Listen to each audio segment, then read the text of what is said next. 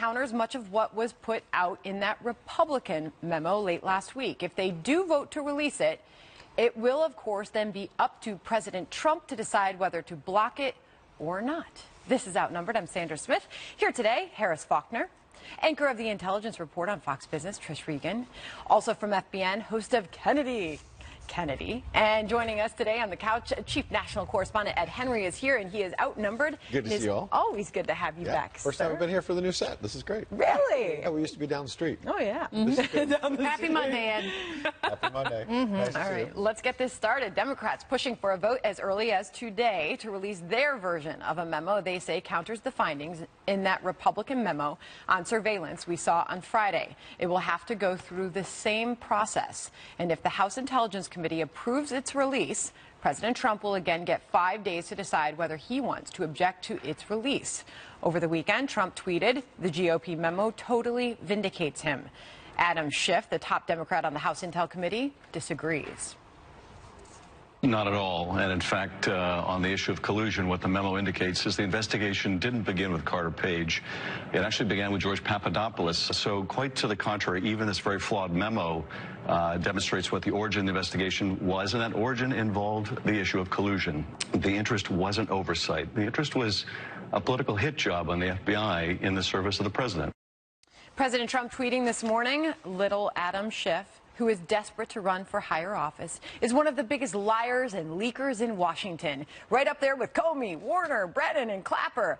Adam leaves closed committee hearings to illegally leak confidential information must be stopped. Meantime, Senate Minority Leader Chuck Schumer sent a letter to President Trump urging him to allow the release of the Democrats' memo, saying, quote, "It is a matter of fundamental fairness that the American people be allowed to see both sides of the argument and make their own judgments. Our refusal to release the Schiff memo will confirm the American people's worst fears that the release of Chairman Nunes's memo was only intended to undermine Special Counsel Bob Mueller's investigation." Chairman Nunes is defending himself from Democrats' attacks. What we're trying to do is just get the American public to understand what happened in this last election and understand we have a responsibility as the House Intelligence Committee to ensure the American people that the FISA process is not being abused, and that's what we did. Meantime, a bipartisan pair of congressmen on the Intelligence Committee, Democrat Jim Himes and Republican Brad Wenstrup, say they would support releasing much more than just memos. I would support releasing the underlying FISA applications, because what America would see, and I don't know how long these things are, but they would see dozens and dozens and dozens of pages citing all sorts of facts. The American people would see how comprehensive the FISA application process is, rather than the way it's being characterized as secret, dark, behind closed doors. Would you support? I'm all for that. Open it up. This is what I keep talking about. Let's shed some light on what's going on with the agencies that the taxpayers pay for, by the way. Wow, and there we have it. And that leads us to now. What do you make of all this, Ed? What I make of it is that's the most important point. We heard at the end. Put it all out there. Let's actually see the FISA application. Obviously, there'll be some redactions probably because there'll be classified information in there. But instead of having a Republican version of facts and a Democratic version of facts, let's see the actual facts. What went before the FISA judge to get this surveillance of Trump officials? The very bottom line to me is that even the Democratic memo, we're told, confirms that the original FISA judge was not told that the information for the warrant was essentially coming from a dossier paid for by the DNC and the Hillary Clinton campaign. That is a material fact that the judge was not told. Not according to the Republican memo, but the New York Times over the weekend said the Democratic memo admits that, in fact, the judge was not told that the DNC and the Clinton campaign paid for this, which led to much of the investigation. So that is an important fact, and we need to, rather than hearing, partisan versions of everything, let's see the actual petition. Will the president make that happen? I hope so, and the president has been leaning toward the side of transparency. I don't have a problem with seeing the Schiff memo, however you want to characterize it. I think we should see as many memos as possible, whatever has been written. But Ed's right, it's written about this intelligence, and we should see with our own eyes the intelligence, and if there are issues of national security security? Absolutely, redact parts of it. But, you know, what were the basis of these warrant applications? What was the FBI going for? They knew that Christopher Steele was a liar. They knew that he had lied to them. They knew that he was passionate about making sure that Donald Trump was not elected president of the United States. They also knew that the DNC took up funding for the dossier after the Republican, whoever that may have been, well, let me show you Adam Schiff's response to the president's tweet referring to him as little Adam Schiff. Mr. President, I see you've had a busy morning of executive time. Instead of tweeting false smears, the American people would appreciate it if you turned off the TV and helped solve the funding crisis, protected dreamers, or really anything else. Well, you know, this gets back to should he tweet, should he not tweet? It is his direct line to the people, and it's his direct line to his base. So I don't have a problem with most of the tweets, and I understand why he's so upset about this whole ordeal. That said, I'm with you, Ed, and with you, Kennedy, because, you know, think about it like this. You know, back when you were in school and you used to have to write, say, a term paper, and you had your thesis, and you had maybe 5 different books, and you could go through those books and pull different quotes and put it all together and come up with your conclusion. And, you know, Sandra, you and I could have had completely different theses and conclusions using the exact same material. So I can tell you, I want to, as a journalist, as an American, I want to be able to see those 5 books. So maybe the president I want to be able to see the original material. Put it all out there. What do you think?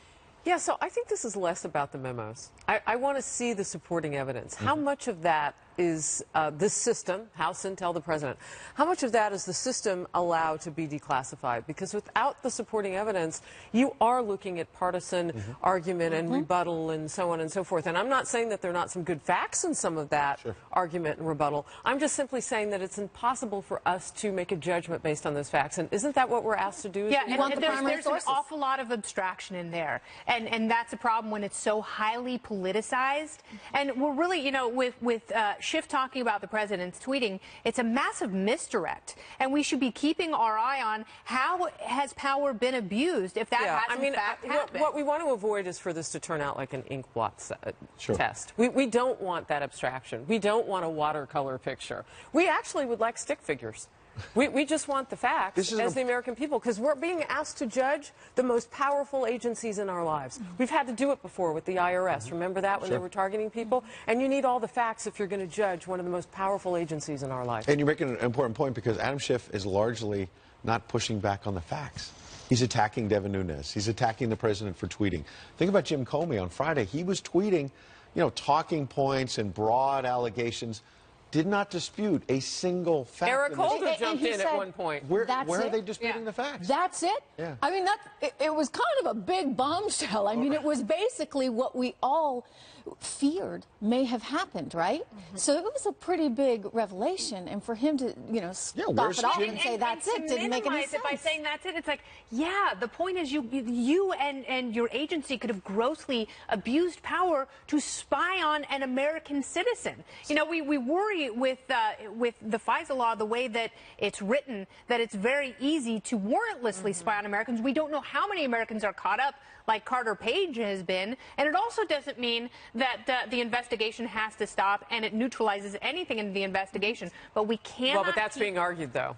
That's being argued differently depending on the politics, and that's the problem. I mean, I think that's why we need to see some of the supporting evidence. And I hear what you're saying. You know, redact what because we won't know what we don't know. It's impossible to get the entire FISA application. There has to be very sensitive information. I've read that they're like this thick. Sure, dozens and dozens. That was part of the problem. Focus in on the screen here for a second. There's the First Lady, Melania, and the President of the United States. They are on their way to Cincinnati. As we all know, he'll be making a big speech this afternoon. In the 2 o'clock hour, he's going to be speaking at a business that started out as 2 brothers in a garage and developed into more than 100, and they're handing out $1,000 bonuses to their employees as a result of the president's tax reform. The president is going to speak there today to make his case as to why this is working and benefiting American businesses. So the president and the First Lady are en route. They will be in Cincinnati shortly. Meanwhile, I'll ask you this question, because you go back to the president's tweeting on this, aside from little Adam Schiff. The president tweeted that he felt totally vindicated as a result of the release of the Republican memo. He's not vindicated, and you don't have to take it from me. I'm a reporter. We'll stick with the facts. his own fellow Republicans like Trey Gowdy, who have been largely supportive of the president in getting the facts out about some of the FBI agents who clearly acted badly throughout this with the text messages and, you know, the anti-Trump pro-Clinton That's a softening sentiment. badly, but okay. Right. What was that? That's a softening badly. Yeah, but I think the fact that Gowdy is saying the Mueller investigation goes forward shows that the president has not been vindicated yet. And by the way, this is a live look at Joint Base Andrews, Marine One, now carrying the First Lady and the President as they embark on a trip to tout the president's tax plan. So we're watching that live picture. And this is all happening on Memo Mania Day. Yeah. Week. Right. It continues. Where does this continuation. end? We had a retired FBI agent on Fox and Friends over the weekend who said that he has also been hearing that Andrew McCabe, the ousted #2 at the FBI, in 2016 and 2017 in private meetings was openly talking about how much he disliked the president, President Trump, obviously, not the outgoing president, President Obama. And so enough to how much withhold did this, information on how much did this FISA cloud the application investigation? that he signed? Right, and so then he signs off on, you know, McCabe and Comey were right in the center of this. Well, and I would look at it even bigger. I mean, yeah, we are looking at the scope of this one investigation, but if there are problems separating one's bias or opinion or point of view inside an agency that has so much power in our lives from the jobs that they do, that's a bigger issue than just this one case. So if there's this open sort of cathartic nature inside the FBI, that's problematic for all of us. Sure. I mean, this is America. People are allowed to have opinions and we all views, have them. and so They're like navels. Absolutely. We can't, like, deny that FBI agents vote certain ways and all that, but it should not cloud their investigations. In the case of Andrew McCabe, you have the fact that some of the text messages said, hey, let's have that meeting about an insurance policy in Andy's office. And you had Andy McCabe, the #2. His wife was running for office in 2015 in Virginia and getting all this money from Clinton pals. I want everybody to look at the screen here because you see the president now. This is a live look at Joint Base Andrews. And as Sandra has been telling us today, the president is on his way to Cincinnati, and he's going to be talking about tax cuts and jobs creation. That jobs report came out last week. And so there's been a lot of talk about people in this economy who haven't worked in a long time and getting some oxygen into the room for all of them. And you had people opening up their paychecks late last week and early this week, depending on when your money flows, and noticing some bumps. Within the Trump administration, I have heard them say that the Trump bump, as according to the economy. But right now, they're going to board Air Force One and head there. Also, Sandra, the First Lady has some things on her bill today, too. She's going to be focused on the opioid crisis while she's in Ohio and making her presence known there and making some appearances there. Yeah, she's actually visiting regard to that. a children's hospital. And the actual location of the corporation, Sheffer Corporation, Blue Ash. They make hydraulic and custom cylinders. So the president and the first lady are on their way there. We will look forward to their speech this afternoon. The president has been, oh, sorry, go ahead. No, I was going to say Trump bump instead of Trump crumbs. Is that what you're saying? Oh, well, yeah, and you heard what the president had to say about the crumbs. He likened it in one of his talks last week to deplorables. He said that word is really going to come back to haunt not only Nancy Pelosi, but other Democrats on the midterm election trail. We'll have to see. The pressure is on to pass immigration reform with just 1 month before protections for those so-called dreamers run out. President Trump slamming the latest bipartisan proposals. Whether Congress and the White House will be able to agree on a fix. Plus, Democrats in disarray ahead of the midterms. New reports the party is, quote, dead broke and still struggling to find a leader who can fill former President Obama's Congressman Joe. Bill deadline looming again. And only a month remaining until protection for dreamers runs out. Now we're learning Senators John McCain and Chris Coons plan to introduce a bipartisan bill as early as today. Senator McCain says in a statement, quote, our legislation, which already has broad support in the House of Representatives, would address the most urgent priorities of protecting dreamers, strengthening border security, alleviating the backlog in immigration courts, and addressing the root causes of illegal immigration, end quote. The bill is very similar to a bipartisan measure already introduced in the House. Democratic Congressman Pete Aguilar, who co-wrote the House bill with Texas Republican Will Hurd, said just earlier today this. We introduced the bill with 25 Democrats and 25 Republicans. The fact that this is going to be bipartisan and bicameral, I think, is an important thing. This is a DACA fix with sensible, common sense border security. That's where we need to start. Those are the things that Democrats and Republicans can agree on. So let's start there, and let's leave some of the other more controversial topics to comprehensive immigration reform later. But seems like there's always a but. Both bills differ from the 4 pillars plan the White House put forward as a framework for lawmakers. Neither includes funding for President Trump's promised border wall. The president tweeted this: "Any deal on DACA that does not include strong border security and the desperately needed wall is a total waste of time." March 5th is rapidly approaching, and the Dems seem not to care about DACA. Make a deal. This is We Are Learning congressional Hispanic groups met with Chief of Staff John Kelly and White House advisor Stephen Miller just earlier today to talk about a DACA fix. You think maybe they're not listening to the president? What is going on? They have to have the wall in there, or he's not going to sign on to the deal. That seems very clear. I think you should say it again. Yeah, tweet it again. I mean, he keeps saying, he's been saying. Why do you think the Democrats, do they not take him seriously? They didn't take him seriously the last time there was a deadline, and then the government shut down. The Democrats largely got the blame, and it was Chuck Schumer who had to say, okay, uncle, let's reopen the government. And so I think the president comes out of that negotiation thinking, I want the wall, and I'm going to get the wall. And I'm also thinking about what Trish said earlier about the term papers in the context of the memo. I remember always doing that at the last minute and waiting till the last minute to get it done. That's what Congress is doing all the time. Yeah, we're back in the same boat. There's 3 weeks ago. We promised this time we'll get it done. And now the government's about to shut down again. So, Trish, there's some reporting, and I want to look closer at it because I don't know exactly which lawmakers are in favor of this, but there's some reporting that there's consideration of doing this a year from now, of somehow kicking the can down the road on Dreamers. You're laughing, so you know about this. Yeah. A whole year from now. I thought the whole point was to get these people out of limbo. Yeah, their whole point is to save themselves an election. I mean, they don't want to necessarily, or perhaps both exactly sides? 1 year from now, bring it to a head with the next election. I mean, unfortunately, Congress lives in a world where they're only obsessed with their next vote, and so they've got to get elected, and so that may be part of the thinking here. But look, he's been very clear: not just money for the wall, but also end chain migration, end the lottery system, and none of it's there. No. And so I don't think this is going to fly. You can have all the bipartisanship you want. If your president, the executive, is not going along with it, it's not going to go anywhere. So, Kennedy, is this what it takes to do bipartisanship? You skip the White House? Because this is a president who's not going to be skipped. Yeah, it's really interesting to see how that the bipartisan aspect is going to play out because, you do have can kicking, and that's why the Freedom Caucus is so upset, because you're not shoring up military funding, which is what the more conservative members of Congress want, and at the same time you're doing a great disservice to immigration because you're not tackling some of those major issues. Can I ask you a question? So last week we were all talking about the State of the Union, that the president gave on Tuesday. I thought I heard him say that there's going to be a long-term fix for DACA, for the Dreamers. I'm pretty sure. Yeah, but a one-year extension certainly isn't that. No. And you're absolutely right about the midterms looming. And Democrats don't want the president to get the credit for saving Dreamers. So they have to block the wall. Isn't that awful? But if they block the wall, they're not going to save Dreamers. So the only thing they can do is kick the can a year down the road after the 2018. To Ed's point, which highly disturbed me, you just said, or shut down the government again. Yeah. Is that really in the cards still? Would they really I don't think either choose to go side that wants route? to do it, but they didn't want to do it last time either. But that was they over a can't weekend. get No one their noticed. stuff together. They can't. I mean, there's a deal to be had. Everyone can see it, as you just laid it out. President wants the wall.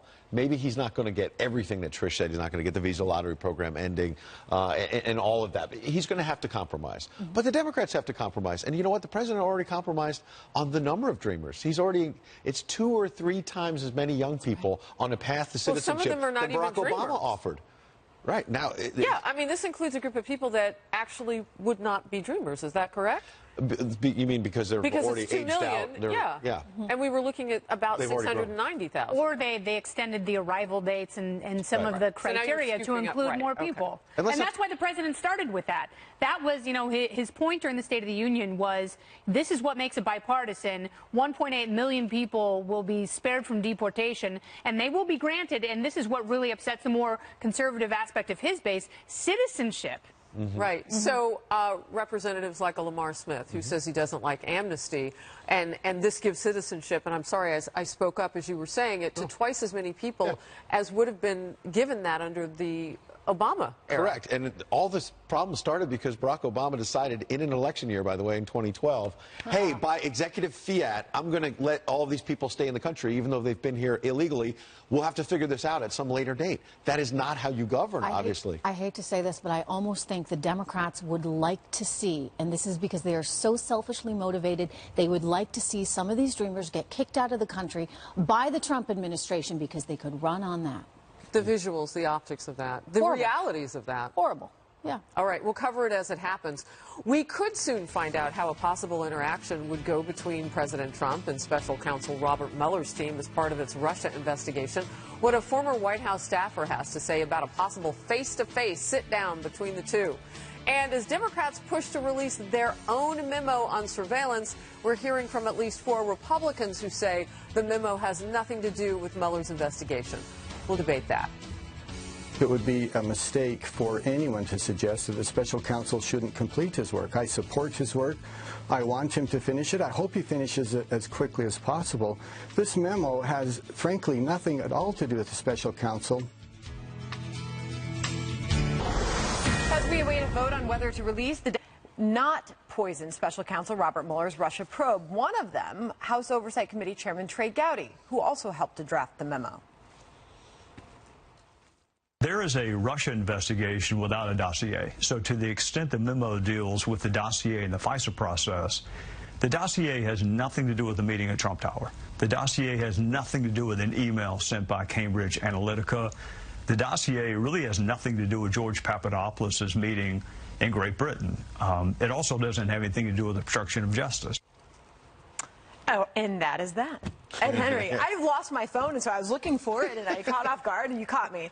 Ed Henry. Well, I think that the bottom line here is that there are 2 tracks to the investigation, okay? And there are a lot of Trump supporters who want to say, aha, this FBI malfeasance and the wrongdoing and the text messages and now this memo exposing what happened with FISA shows this is an illegitimate investigation from the beginning. Right. Let's shut it down. Let's fire Mueller, all that kind of stuff. And that's wrong. And then I think there are a lot of people in mainstream media who don't want to cover the FBI malfeasance. All of a sudden, the people at the Washington Post and New York Times Why not? who wanted to release the Pentagon Papers and let's expose government wrongdoing. Why not? Now they're like, national security, don't put this stuff out there. I think there's 2 investigations, and they're going on 2 tracks, whether either party likes it or not. There's an investigation of the president. He's got to deal with that. He hopes it's over soon. He thinks he's been vindicated. We'll see. And there's a second investigation of the investigators. And a lot of people in the mainstream media and elsewhere in the Democratic Party don't want to see that go forward. But guess what, folks? It's here to stay. Is that why we because there's more coming. Is that why we haven't heard from Jeff Sessions? Well, Jeff Sessions recused himself, which led to Robert Mueller, right? He's still the Attorney General, though. He General. still oversees the Department of Justice. But he recused himself not just from the Russia probe, but from anything dealing with the 2016 election. Yes, but the FBI falls under his purview, and right. so and that's one of the tracks you're talking about. Now, to Ed's point, I don't think that any of this should have to do with vindication. What's in the memo is in and of itself problematic, regardless of where Robert Mueller stands and whether or not he's going to talk to the president.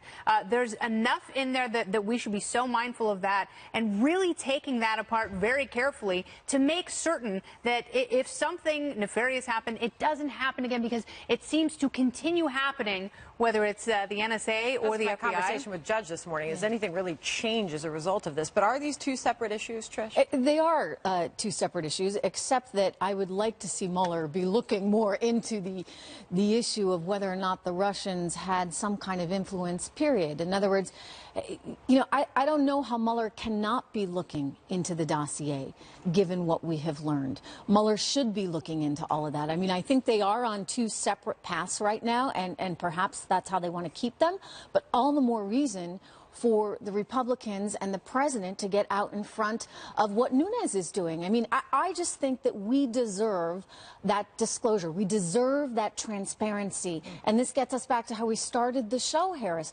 We as Americans need to know what happened. And you know what? Both sides need to get in front of that right now. Yeah. Both sides, including the president, need to be saying, we want to know what did the Russians do or not do? Yeah, we have a lot of conversations about free speech. What I'm advocating for, and what I think as journalists we always do, is open speech. More words are better. So just put them all in and let the American public and everybody figure out where the truth is. And it should be fairly obvious.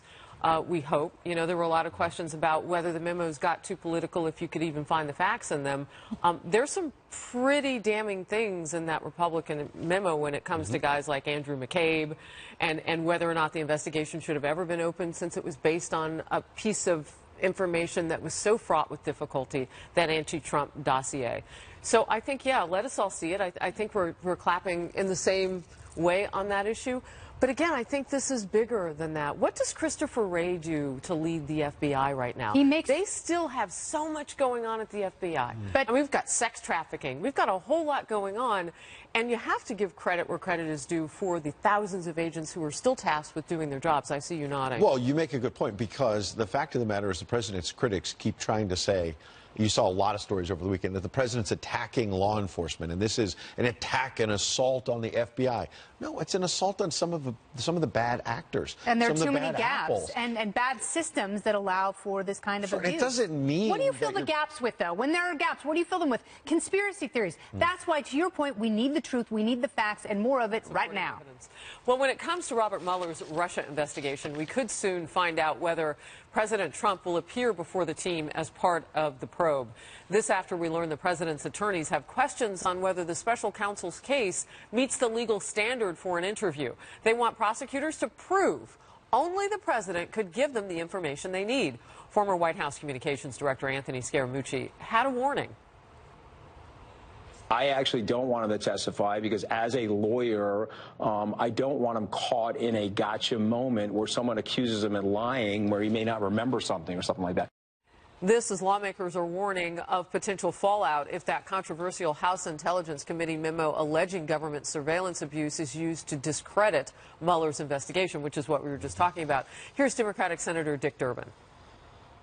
To say that that's the end of the investigation, that this is all that Donald Trump needs to fire Rosenstein or to fire Bob Mueller, I'll just tell you, this could precipitate a constitutional crisis. If the House Republicans believe they've set the stage for this president to end this investigation, they are basically saying that in America, one man is above the law, and that's not a fact.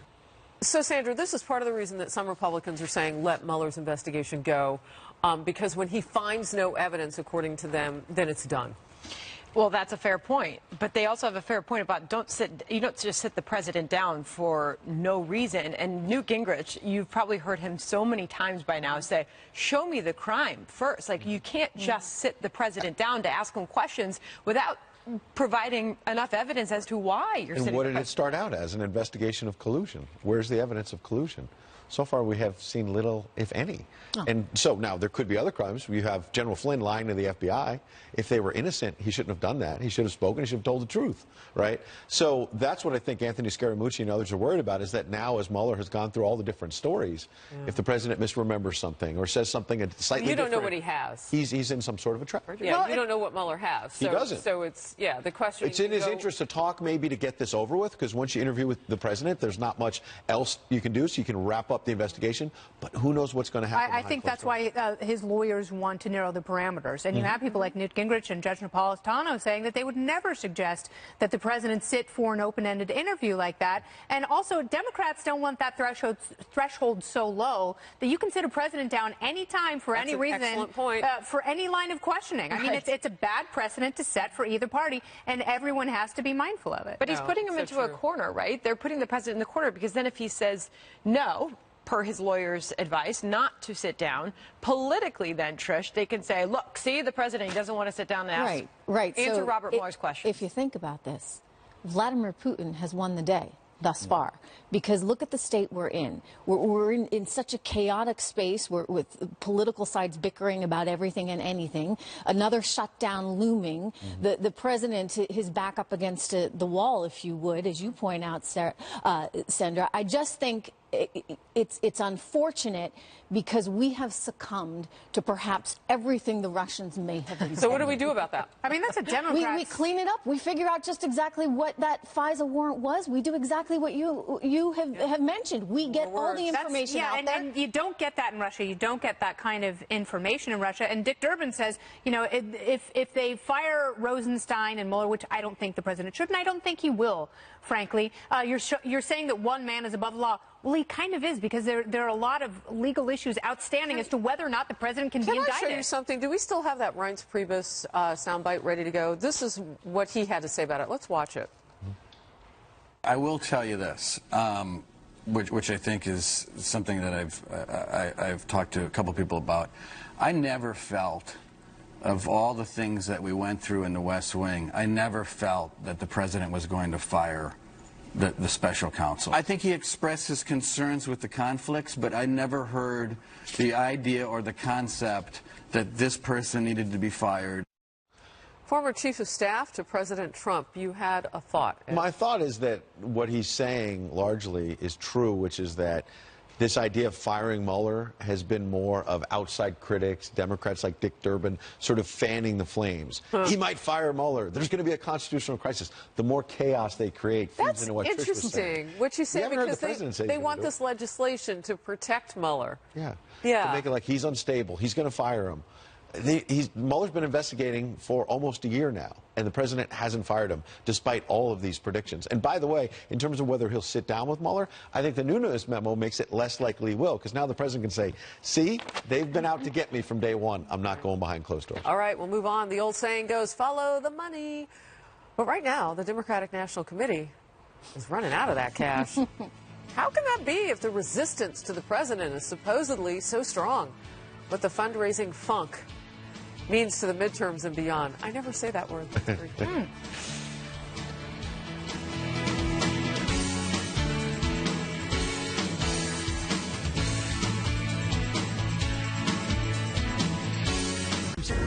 A Fox News alert, the president taking his tax plan on the road as we get closer to November's midterms. He's heading to Ohio right now, a trip the White House says aims to highlight the impact of the GOP tax law.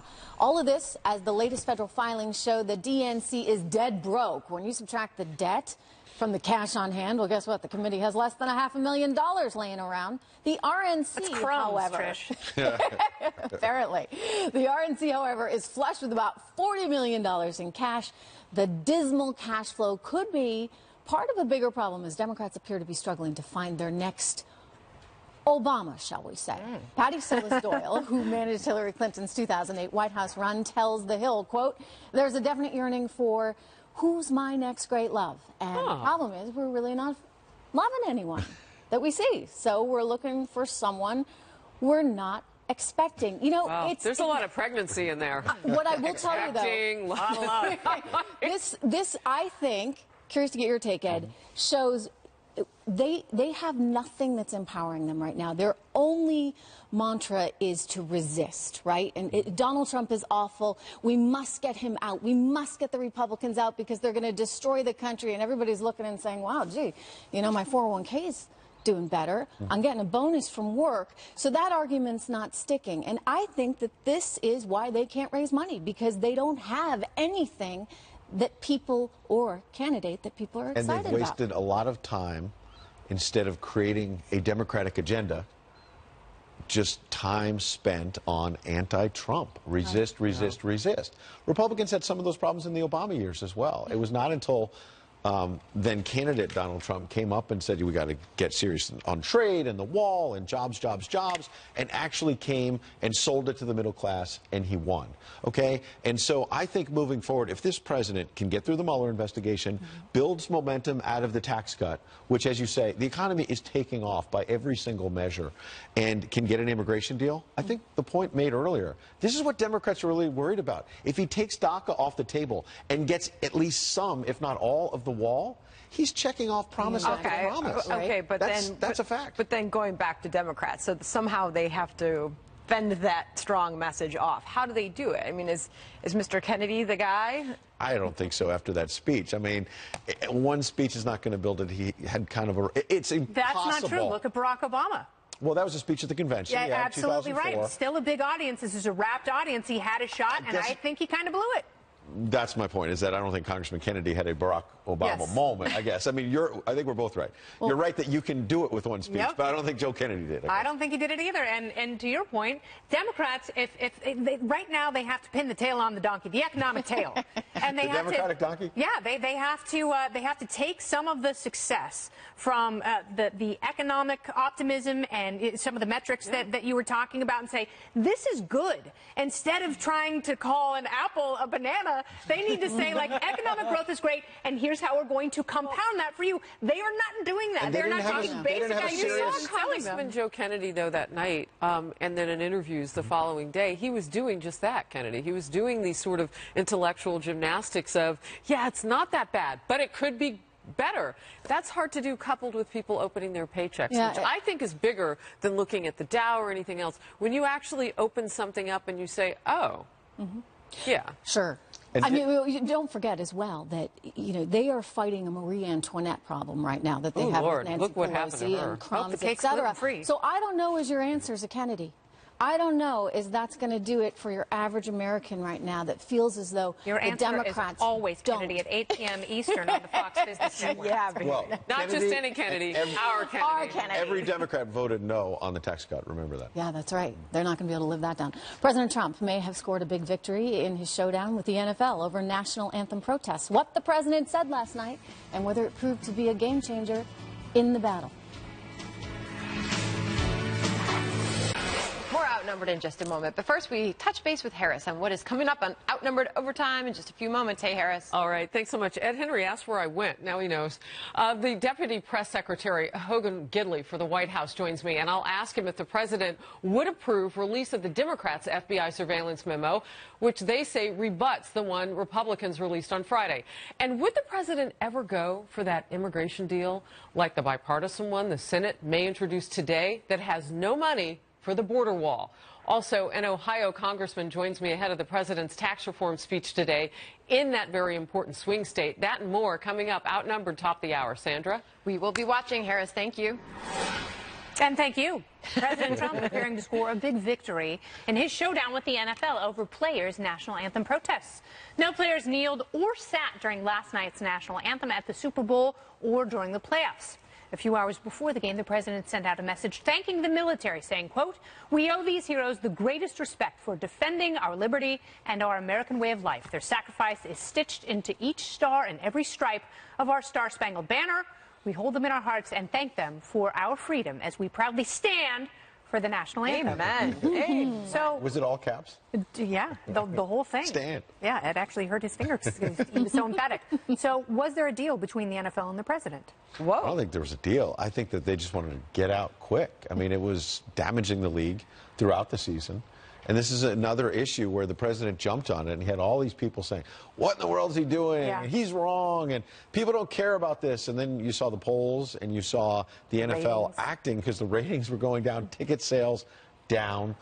You know, by the way, the ratings were down slightly, it appears, from what we saw overnight, even though it was a great Super Bowl.